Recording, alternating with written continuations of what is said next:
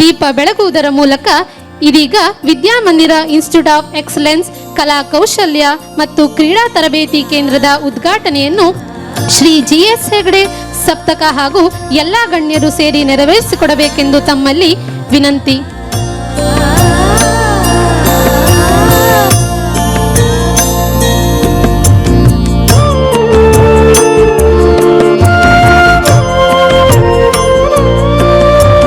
शुभं कुरु त्वं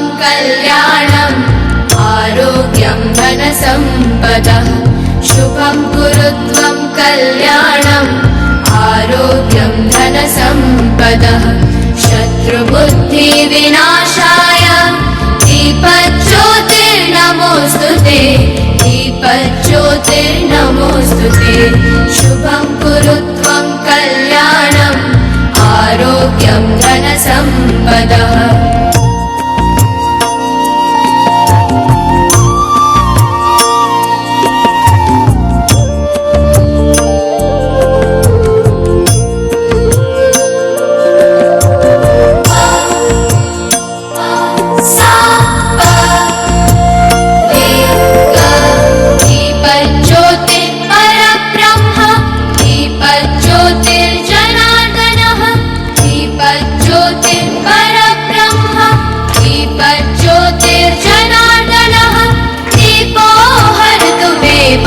ದೀಪವು ಜ್ಞಾನದ ಸಂಕೇತ. ಪ್ರಜ್ವಲಿಸುವ ದೀಪವು ಸದಾ ಒಂದು ಜ್ಞಾನದ ಶಕ್ತಿಯನ್ನು ಹೊರಸೂಸಲಿ. ಇಂಥ ಸುಂದರ ಕಾರ್ಯಕ್ರಮವನ್ನು ದೀಪ ಬೆಳಗಿಸುವುದರ ಮೂಲಕ ಅಧಿಕೃತವಾಗಿ ಉದ್ಘಾಟಿಸಿದ ಇವತ್ತಿನ ಈ ಕಾರ್ಯಕ್ರಮದ ಉದ್ಘಾಟಕರಾದ ಶ್ರೀ ಜಿಎಸ್ ಹೆಗಡೆ ಸಪ್ತಕ ಕಲಾ ಪೋಷಕರು ಬೆಂಗಳೂರು ಇವರ ನುಡಿಗಾಗಿ ಈಗ ವೇದಿಕೆ. ಜೀವನದಲ್ಲಿ ಕೆಲವು ಕ್ಷಣಗಳು ಅವಿಸ್ಮರಣೀಯವಾಗಿರ್ತವೆ. ಎಲ್ಲವುದನ್ನು ನಾವು ಕೇಳ್ಕೊಂಡು ಬಂದಾಗ ಆಗೋದಿಲ್ಲ, ಆದರೆ ದೇವರು ಅದನ್ನು ಒದಗಿಸ್ತಾನೆ. ಇಂದಿನ ಈ ಶೈಕ್ಷಣಿಕ ಕ್ಷೇತ್ರದಲ್ಲಿ ವಿವಿಧೋದ್ದೇಶವನ್ನು, ಶೈಕ್ಷಣಿಕ ಕ್ಷೇತ್ರ ಅಂದ ತಕ್ಷಣ ಎಲ್ಲರಿಗೂ ಕಲಿಸೋದು, ಆಮೇಲೆ ಪರೀಕ್ಷೆ ಮಾಡೋದು, ಪರೀಕ್ಷೆ ಅಂಕವೇ ಅವರ ಜೀವನದ ಮೌಲ್ಯ. ಈ ವಿಷಯವಾಗಿ ಇಡೀ ಜಗತ್ತು ಹೋಗುವಾಗ 60 ವರ್ಷಗಳ ಹಿಂದೆ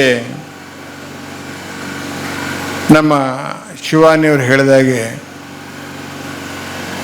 ಶಿಕ್ಷಣ ಅಂದರೆ ಅಂಕಗಳಲ್ಲ, ಶಿಕ್ಷಣ ಎಂದರೆ ದುಡ್ಡಲ್ಲ, ಶಿಕ್ಷಣ ಎಂದರೆ ಸಾಮಾಜಿಕ, ಶೈಕ್ಷಣಿಕ, ಸಾಂಸ್ಕೃತಿಕ ಎಲ್ಲ ರೀತಿಯ ಬೆಳವಣಿಗೆಗೆ ಒಂದು ಆ ಬಾಲ್ಯದಿಂದಲೇ ಅವರನ್ನು ತಯಾರು ಮಾಡುವ ಪಾಠಶಾಲೆ. ಅದಕ್ಕೆ ನಮ್ಮ ಹಿಂದಿನವ್ರು ಹೇಳೋದು ಪಾಠಶಾಲೆ ಅಂತ. ಆ ಒಂದು ರೂಪದಲ್ಲಿ ಈ ಸಂಸ್ಥೆ ಇದನ್ನು ಕೇಳಿಕೊಂಡಾಗ ನಮ್ಮ ಶಿವಾನಿ ಸರ್ ಅವರು ನನಗದೇ ಆಶ್ಚರ್ಯ ಅನ್ನಿಸ್ತು.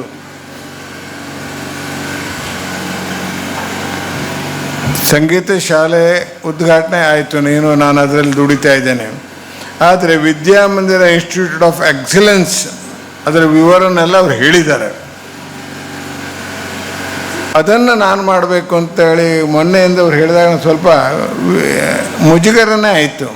ಅದಕ್ಕೆ ನಾನು ಯೋಗ್ಯನೇ, ಯಾಕೆಂದರೆ ನಾವೆಲ್ಲ ಕಲಿಯುವ ಕಾಲದಲ್ಲಿ ಒಂದು ಕನ್ನಡ ಶಾಲೆ ಒಂದು ನಮ್ಮ ಮನೆ ಹತ್ತಿರ ಇತ್ತು. ಆಮೇಲೆ ಹೈಸ್ಕೂಲಿನಿಂದ ಹಿಡಿದು ಕಾಲೇಜ್ ಮುಗಿಯುವವರೆಗೂ 8 ವರ್ಷವೂ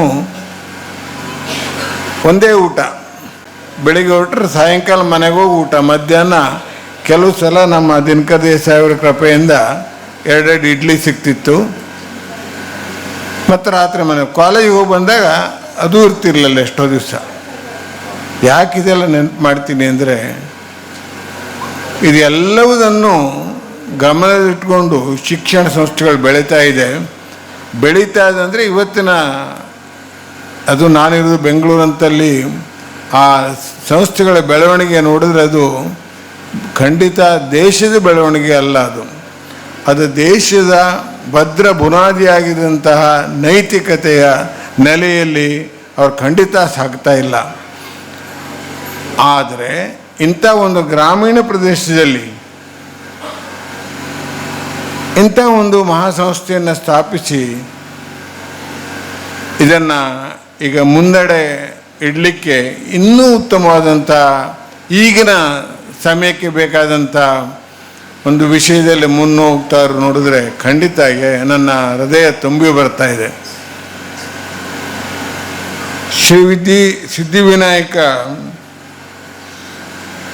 ಶಾಲೆಯ ಸಂಬಂಧ ನಿಮ್ಗಾಗಿ ಹೇಳಿದ್ದೆ. ನಾನು ಯಾಕೆ ವಿಶೇಷವಾಗಿ ನನಗೆ ಇಲ್ಲಿಯ ಇವರ ಕಾರ್ಯಕ್ಕೆ ಹೋಗೊಟ್ಟು ಬಂದು ನಾನು ಪಾಲ್ಗೊಳ್ಳಲೇಬೇಕು ಅಂತ, ಅದು ನನ್ನ ಶ್ರೀಮತಿ ಗೀತಾ ಹೆಗ್ಡೆಯವರು ಬರಬೇಕಂತ ನಮ್ಮ ಕೃಷ್ಣಮೂರ್ತಿಯವ್ರದ್ದು ಇತ್ತು. ಆದರೆ ಸ್ವಲ್ಪ ಕಷ್ಟ ಅಂತ ನಾನು ಬರುವಾಗ ಯಾವಾಗ ಸಾಧ್ಯ ಅನ್ನೋದನ್ನು ಮಾಡೋಣ ಅಂತ ನನ್ನ ಇದೆ 1 ತಾರೀಕಿಗೆ ಅದನ್ನು ಇಟ್ಕೊಂಡೇ ಅದನ್ನು ಮಾಡಿದಂಥ ನಿಮ್ಮೆಲ್ಲರಿಗೂ ನಾನು ಮೊದಲನೇದಾಗಿ ಕೃತಜ್ಞತೆಯನ್ನು ಅರ್ಪಿಸ್ತೇನೆ. ಯಾಕೆಂದರೆ ಈ ಸಂಸ್ಥೆಯ ಒಂದು 35-40 ವರ್ಷ ಈ ಮೂಲವಾಗಿರುವಂತಹ ಶಾಲೆಯಲ್ಲಿ ನನ್ನ ಭಾವ SM ಭಟ್ ನಾಜ್ಗಾರ್ ಇವರು ಕ್ಲರ್ಕಾಗಿ 30-35 ವರ್ಷ ಕೆಲಸ ಮಾಡಿದರು. ಆಗ ನಾನು ಊರಿಗೆ ಬಂದಾಗಲೂ ಅವ್ರ ಮನೇಲಿದ್ದಾಗಲೂ ಒಂದು ಸಂಗೀತ ಸುದ್ದಿ ಏನಾರು ಮಾತಾಡ್ತಿದ್ರು, ಭಜನೆದು ಇಲ್ಲ, ಯಕ್ಷಗಾನದ ಕಡಿಮೆ. ಎರಡನೇದು ಮಾತು ಎತ್ತಿದ್ರೆ ಚಿಕ್ಕಣಿ ಮುಲ್ಲೆ, ದಿಬ್ಬಣಗಲ್ಲು, ಅಜ್ಜೋಡ್ಲೆ ಸಣ್ಣ ಗಿಡರು, PG ಭಟ್ರು, PT ಭಟ್ರು,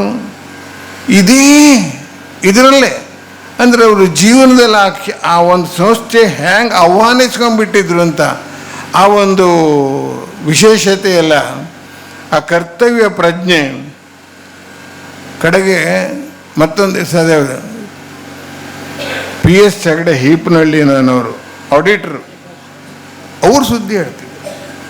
ಅಂದ್ರೆ ಅವ್ರಿಗೆ ಈ ಬೇರೆ ಏನು ನಮ್ಮ ಮಾತು, ಆದರೆ ನಾವು ಅದನ್ನು ಚೆನ್ನಾಗಿ ಕೇಳ್ತಿದ್ದೆ. ಯಾಕೆಂದರೆ ಆ ಮನುಷ್ಯನ ತೊಡಗಿಕೊಳ್ಳುವಿಕೆ ಒಂದೊಂದು ಕಾರ್ಯದಲ್ಲಿ ಯಾವುದು ಸಣ್ಣದು ದೊಡ್ಡದಂತ ಇಲ್ವೇ ಇಲ್ಲ ಜಗತ್ತಿನಲ್ಲಿ, ಎಲ್ಲ ಕೆಲಸಗಳು ಹಾಗೆ. ಅವ್ರು ತೊಡಗಿಸ್ಕೊಳ್ಳುವ ರೀತಿ ನೋಡಿ ನನಗೆ ಬಹಳ ಇದಿತ್ತು.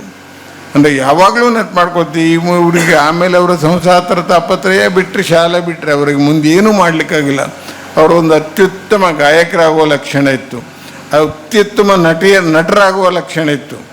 ಅವರ ನಾಟಕ, ಅವರ ಡಾನ್ಸು ಎಲ್ಲ ಮಾಡಿ ನನ್ನ ಲೆಕ್ಕ ಇಲ್ಲೂ ಅದನ್ನು ಅನುಭವಿಸ್ತಾ ಇದ್ದಾರೆ ಆ ಕಾಲದಲ್ಲಿ. ಅಂಥ ಒಂದು ಉತ್ತಮ ಕಲಾವಿದನಾಗುವ, ಯಾಕೆಂದರೆ ನಮ್ಮ ಕೆರೆಮನೆ ಶಿವರಾಮಯ್ಯವ್ರ ಮನೆ ಮೊಮ್ಮಕ್ಕಳು, ಕಲೆ ಏನು ದೂರ ಇಲ್ಲ, ಕರೆದರೆ ಜಾಗದಲ್ಲಿದ್ದಿದ್ರು. ಆದರೆ ಅದನ್ನೆಲ್ಲ ಬಿಟ್ಟು ಸಂಸಾರ ತಾಪತ್ರಯ ಮತ್ತು ಈ ಶಾಲೆ ಇದರಲ್ಲೇ ತನ್ನ ಜೀವನದ ಒಂದು ಪರಿಪೂರ್ಣತೆಯನ್ನೇ ಅವರು ಗಣಿಸಿದ್ರು. ಅವರು ಸಾವು ಸಹ ಅವರ ನಿಷ್ಠೆಗೆ ಯೋಗ್ಯವಾಗಿ ಇಡಗುಂಜಿ ಮಹಾಗಣಪತಿಯ ಸನ್ನಿಧಾನಕ್ಕೆ ಸಂಕಷ್ಟ ದಿವಸ ಹೋಗುವಾಗ ಅವನ ಪಾದ ಸೇರಿಬಿಟ್ರಲ್ಲ, ಆ ವಿಷಯ ಈಗ ಬೇಡ. ಆದರೆ ಅವರ ಶರಣರ ಗುಣವನ್ನು ಮರಣದಲ್ಲಿ ನೋಡುವಂತಾರೆ. ಅವರು ಅದೆಲ್ಲ ಒಂದು